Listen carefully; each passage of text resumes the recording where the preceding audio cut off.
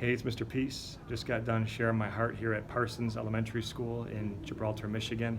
And it's my second time being back here. The first time was in front of the entire school, but this was a very special experience. This time was actually just for the Champions program.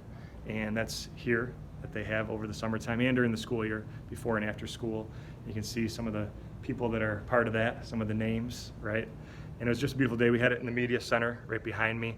And the focus on today's message was diversity, the need for human kindness, that we appreciate others for their differences. That could be on the outside of someone, how they're born, how they walk, how they talk, how they see, how they hear, their skin color, how they dress, right? But also we appreciate and honor what's on the inside. So it could be their talents, their abilities, their gifts, what they're good at, what they're not good at. We just appreciate everybody no matter what, that we show this human kindness. We see everybody as miracles as well. The M on all of our palms, we talked about the M as always.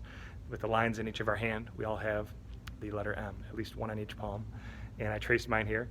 And that M stands for miracle, right? Upside down, W for worthy, that we're worthy of love to give it and receive it, and that we are all true, beautiful miracles. But now it's up to us to not only believe that, but help others see that too, right? Be the light to their heart.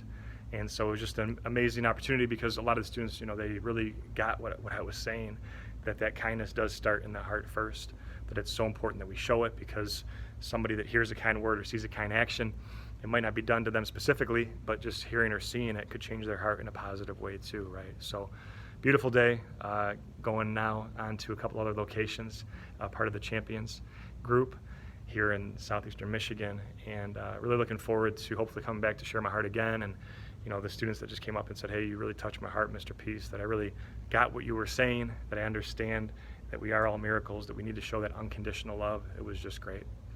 As always, make sure to hit the subscribe button you'll see pop up on the screen here.